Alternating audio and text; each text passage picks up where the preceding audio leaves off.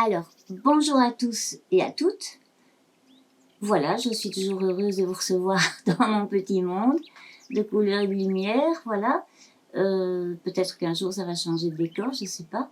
Pour l'instant, voilà, je suis heureuse de vous recevoir ici dans mon petit monde. Et donc, je vous présente aujourd'hui la vidéo 10 suite qui est en fait un complément aux deux autres vidéos sur le système immunitaire, parce que je pense que c'est quand même très important d'en parler. Alors, je vais d'abord vous faire le petit coup de gong, puisque c'est dans la série des vidéos, donc le message du cœur, réveillons-nous. Voilà. Allez, hop.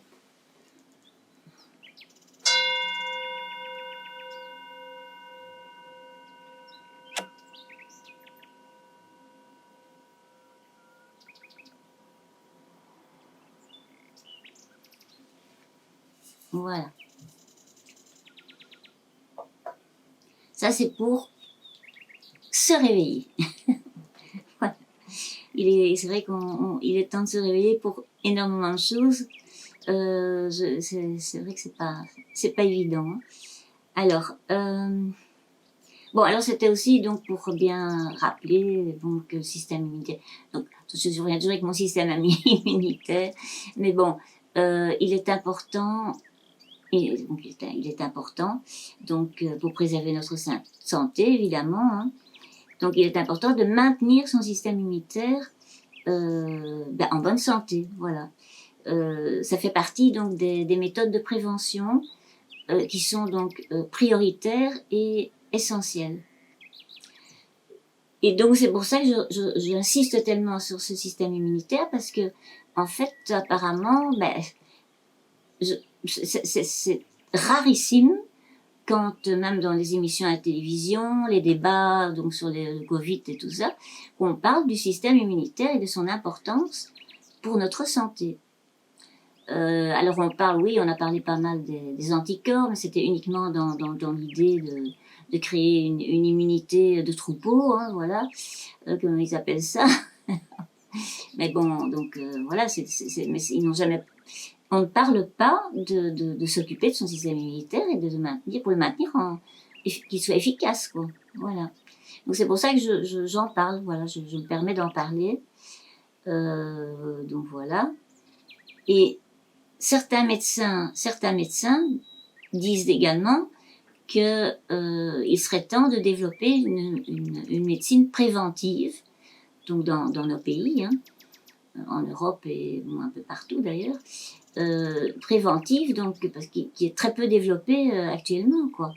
Alors, encore en exemple, les Asiatiques, on va revenir encore aux méthodes des Asiatiques, mais les Asiatiques ont une médecine qui est d'ailleurs ancestrale et traditionnelle, qui est basée sur la prévention.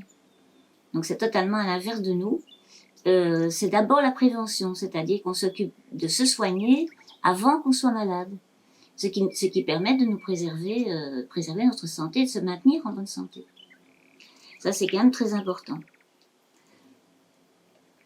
Alors, il est aussi important donc de prendre conscience, ça j'en ai déjà parlé, donc que chez la plupart des personnes, le système immunitaire, donc notre immunité, est déficiente. Donc il est fortement affaibli. Ça, j'en avais déjà parlé, mais s'ajoute à ça également qu'il y a un dérèglement et un dysfonctionnement qui se crée au niveau de notre système immunitaire. Voilà, donc ça c'est encore un autre élément. Et il a donc tendance à dysfonctionner, comme c'est le cas pour notre cerveau, dont je parle aussi dans la vidéo 8 notamment. Hein. Et donc, pour faire court, parce qu'il y a beaucoup à dire par rapport à ça, pour faire court, donc ces perturbations provoquent en fait une perte de vigilance et de repères de nos petits soldats qui nous défendent et qui nous protègent de l'extérieur, donc les fameux lymphocytes T, NK et B, donc c'est eux qui produisent les anticorps. Et donc il y a des perturbations qui se créent à ce niveau-là, Donc, ce que je peux donner comme exemple, c'est en fait, c'est un peu comme le sonar des dauphins. Donc le sonar des dauphins qui permet donc aux dauphins de s'orienter dans le bon sens, d'avoir ses repères. Et il y a également des perturbations, donc les scientifiques en ont déjà parlé, les scientifiques et même ceux qui s'occupent des animaux, etc.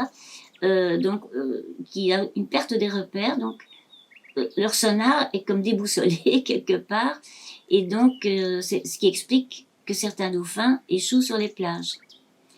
Donc voilà, donc c'est une espèce de dérèglement de leur sonar, donc c'est un peu le même genre de problème. Et donc ce qui se passe, en fait au niveau de ces perturbations, on peut assister à une mutation de l'expression génétique de certains gènes qui sont impactés donc par ça et qui se trouvent justement ils ont un rôle important à jouer dans la partie du contrôle central du système immunitaire. Hein. Donc ils font partie du contrôle central de notre système immunitaire. Donc ce qui est très important. Un gène, en fait, c'est ce qu'on appelle, c'est une protéine qui se trouve donc sur la cellule, qui se trouve donc à la surface des cellules. Alors, ce dérèglement peut provoquer ce qu'on appelle un emballement du système immunitaire. C'est un emballement, c'est-à-dire qu'en fait, mais comme il dysfonctionne, il a perdu ses repères, donc voilà. Et ce qui fait qu'il n'arrive plus à reconnaître les cellules de notre organisme des autres cellules, donc des cellules des intrus, des intrus qui veulent pénétrer dans notre corps. Et donc c'est comme, en fait, oui. Et certains des lymphocytes, de ces lymphocytes T et B, donc les B qui produisent des anticorps, donc dysfonctionnent de ce fait-là et détruisent à ce moment-là, nos propres cellules. Ils s'attaquent contre nos propres cellules de l'organisme, ils les détruisent au lieu de détruire les intrus qui veulent y pénétrer. Et c'est ce qu'on appelle donc c'est une des causes de l'apparition des maladies, ce qu'on appelle les maladies auto-immunes. Voilà. Donc voilà, qui sont donc en progression constante d'ailleurs. Depuis 1970, il y a 80 nouvelles maladies auto-immunes, donc il y en a 80 maladies auto-immunes donc depuis 1970 et qui sont donc en plein développement, quoi. Dont fatalement la maladie donc de Kawasaki dont on parle beaucoup actuellement, les maladies auto-immunes donc l'hypothyroïdie d'Hashimoto. Donc ça, ce sont des maladies auto-immunes qui sont plus connues, qui sont bien connues. Et oui. Ah oui, il y a également aussi les maladies auto-inflammatoires aussi. Donc voilà. Et les allergies font partie de ces maladies auto-immunes. Enfin, oui, ça fait partie de ce dérèglement. Voilà. Donc les allergies en font partie aussi. Et c'est pour ça que les allergies sont tellement... C'est le même principe, hein, c'est-à-dire qu'il y a aussi une confusion dans les cellules, c'est-à-dire et qui crée ce phénomène. Donc ces allergies, c'est pour ça qu'il y a tant d'allergies actuellement de ce fait-là. Et aussi, les allergies ont des causes multiples, c'est-à-dire il y a aussi toutes les causes extérieures, environnementales. Donc il y a tout ça. Hein. Voilà. Alors il y aurait énormément de choses à dire à ce niveau-là, mais bon, on va pas s'étaler là-dessus de toute façon.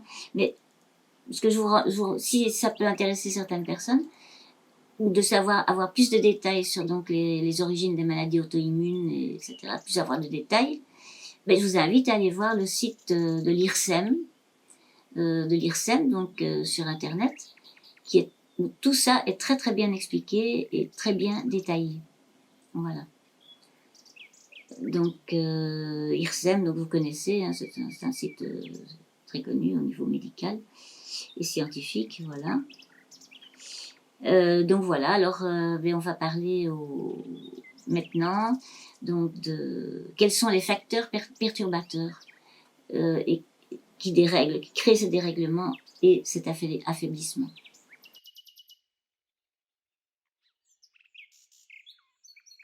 Alors, quels sont les facteurs? Donc, vous venez de voir sur votre écran quels sont les facteurs perturbateurs donc de ces dérèglements et de cet affaiblissement du système immunitaire.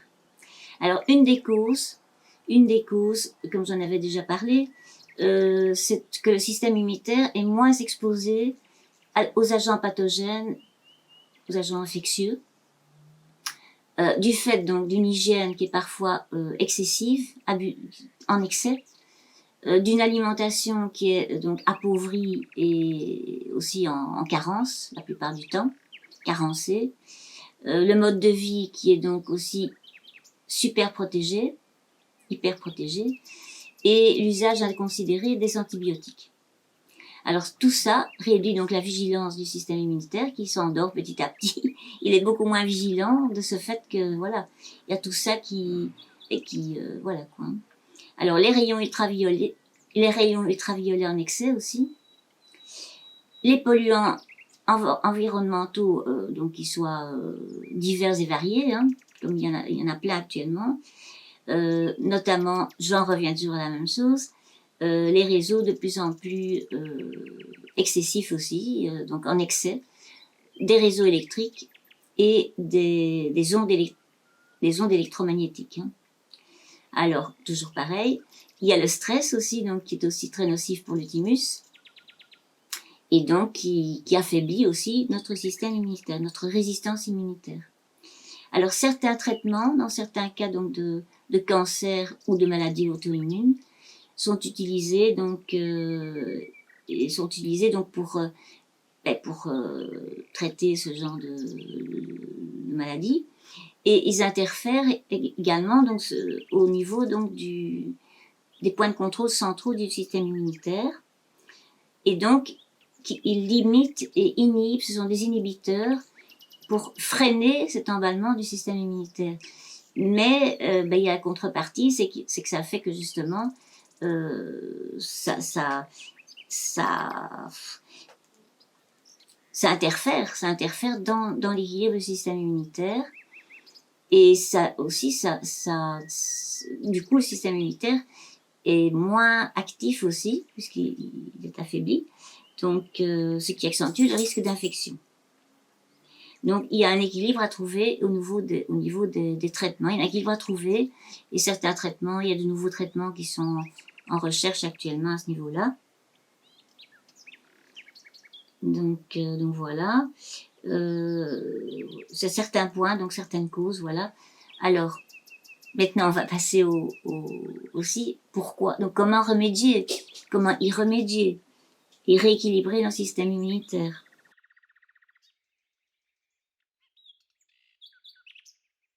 Alors, vous venez de voir sur votre écran comment y remédier et rééquilibrer notre système immunitaire. Voilà. Donc, comment y remédier, quels sont les moyens pour essayer de rééquilibrer notre système immunitaire et de le renforcer. Alors, il y a notamment aussi, ce qui est très important, c'est la flore intestinale, à maintenir aussi un équilibre à maintenir au niveau de la flore intestinale. Ça, c'est très important. Également, il y a le sommeil. Donc, dormir suffisamment, c'est très important aussi, ça.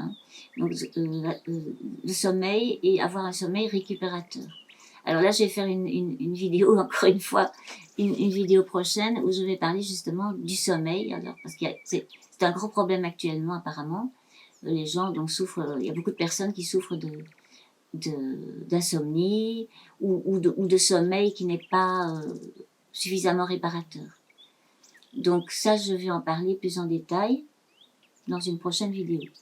Voilà, donc vous en ferez ce que vous voulez après, mais bon, comme ça au moins je vous l'aurai transmis. Alors, il y a l'activité physique aussi, hein, qui est aussi très importante, qui intervient aussi donc également pour rééquilibrer et préserver notre système immunitaire. Donc, l'activité physique une activité physique faite pour le plaisir de le faire, pas dans le sens de la compétition.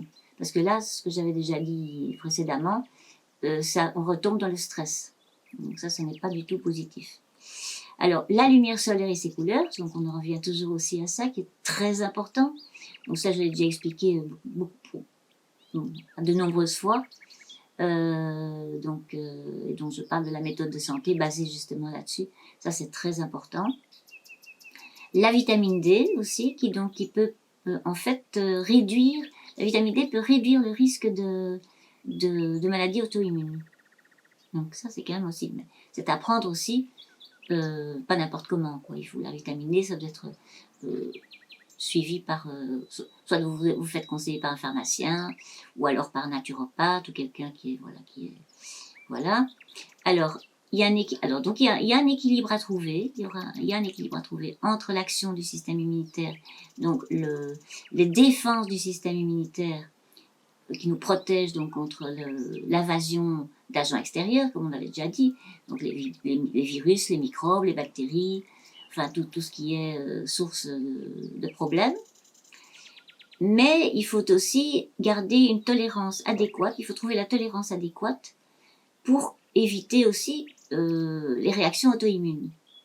Donc les réactions auto-immunes qui sont possibles, donc les allergies, les maladies auto-inflammatoires aussi. Donc ça, c'est important de trouver cet équilibre. Et parce que donc l'excès, si on renforce trop son système immunitaire, on peut alors, ce sera excessif, c'est-à-dire qu'il faut trouver la juste mesure, ce qui n'est pas évident. Et donc il faut s'autoréguler, apprendre à s'autoréguler afin de préserver en permanence l'équilibre donc de notre système immunitaire, pour le préserver, cet équilibre. Et l'importance également de maintenir en bonne santé tout notre système endocrinien, donc toutes les glandes endocrines qui sont effectivement donc reliées à nos centres vitaux majeurs, dont je parle dans les vidéos, notamment dans les vidéos 5 et 6. Et ces glandes, tout ce système endocrinien est directement relié à notre système immunitaire. Donc c'est très important de maintenir aussi en équilibre et en harmonie donc nos glandes endocrines. Voilà.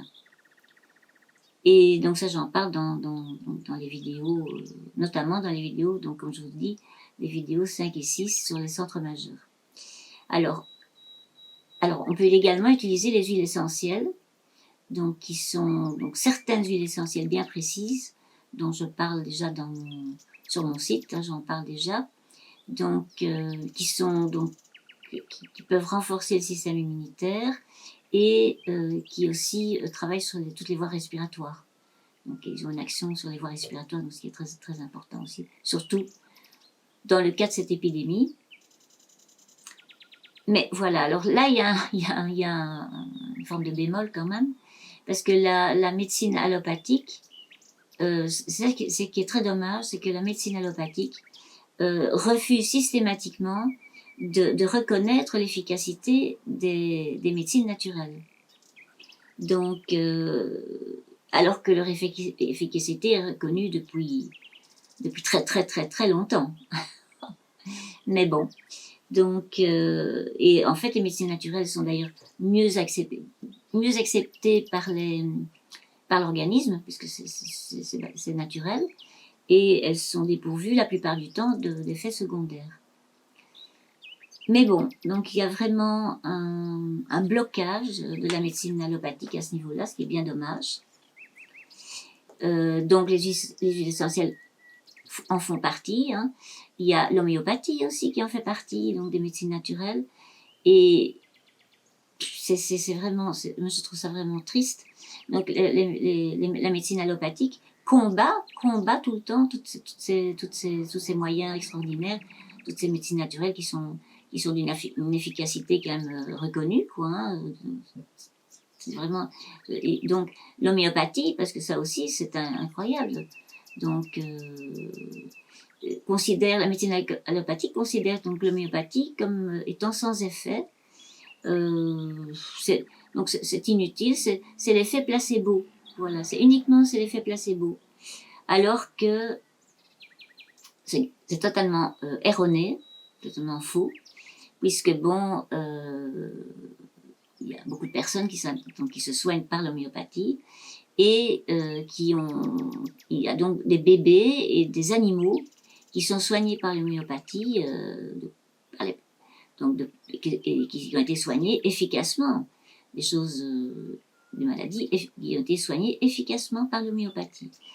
Et donc, on ne peut là pas parler d'effet placebo, puisque bon, un bébé ou un animal, il n'existe pas d'effet placebo, évidemment.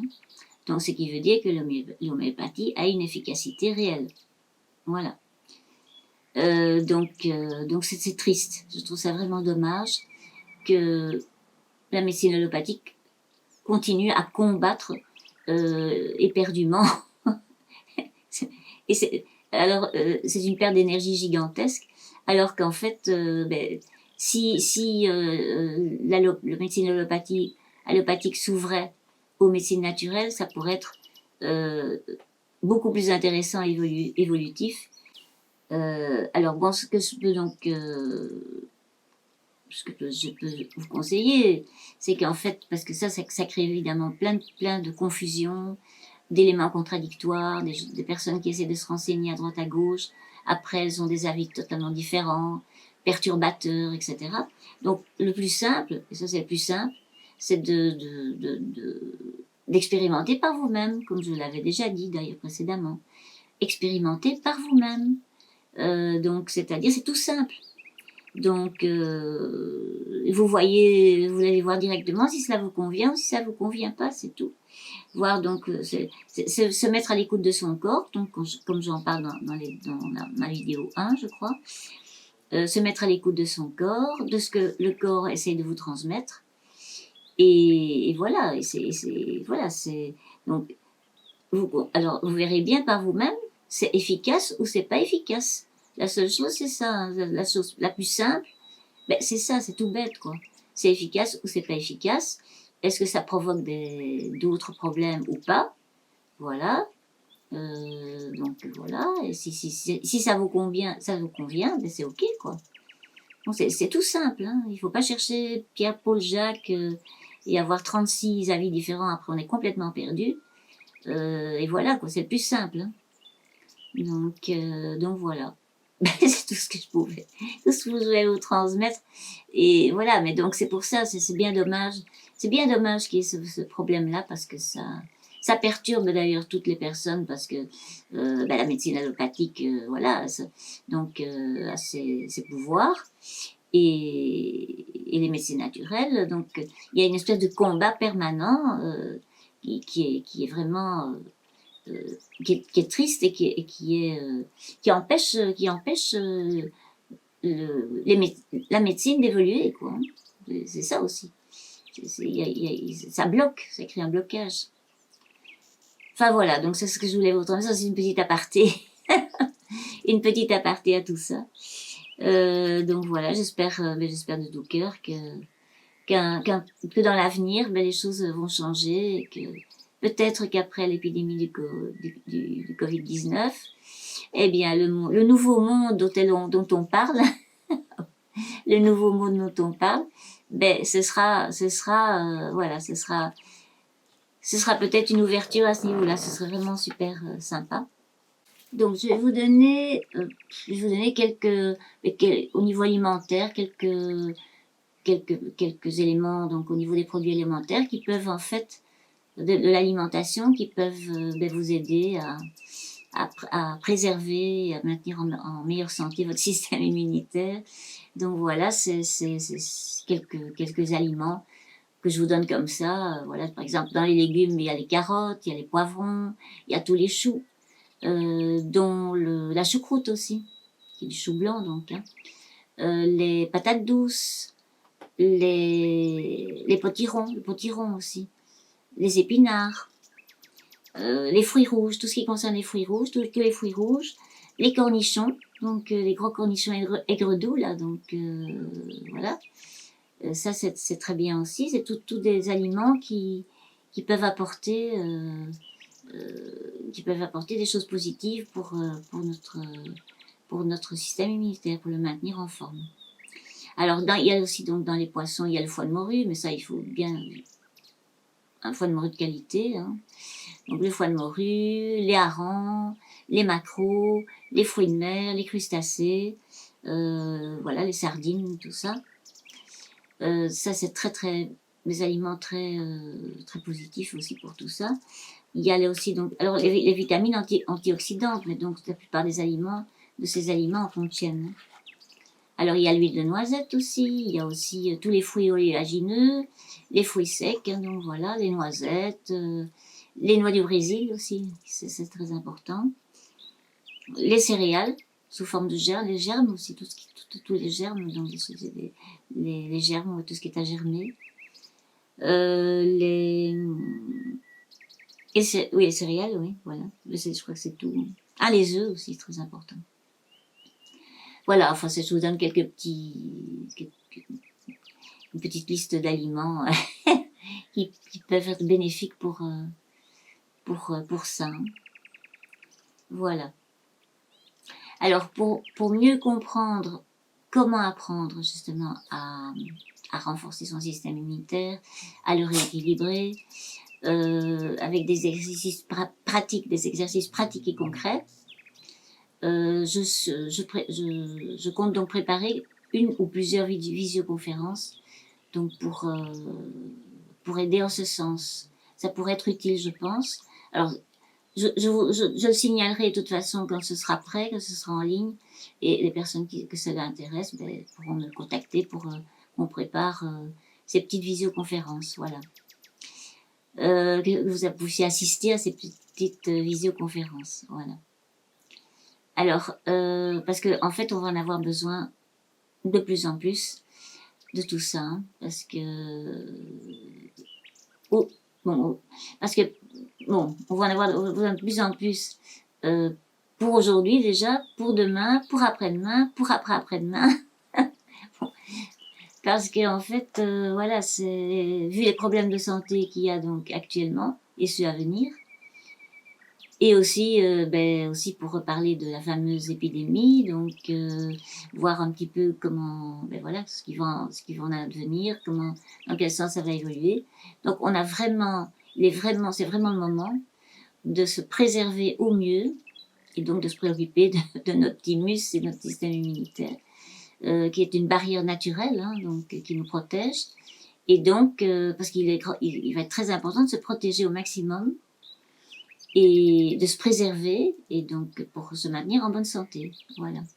Donc ça c'est vraiment, ça va devenir très très important. Alors donc voilà, prenez soin de vous, prenez soin de votre petit thymus, et prenez soin aussi surtout de vos proches. Et voilà, donc merci de partager donc ce petit message du cœur avec tous ceux que vous aimez. À très bientôt. À très bientôt. Prenez tous bien soin de vous, surtout et de vos proches. Et partagez ce message du cœur à tous ceux que vous aimez. Voilà. Je vous en remercie d'avance. Et je vous fais je vous envoie plein d'arc-en-ciel de lumière. Et je vous dis à très bientôt.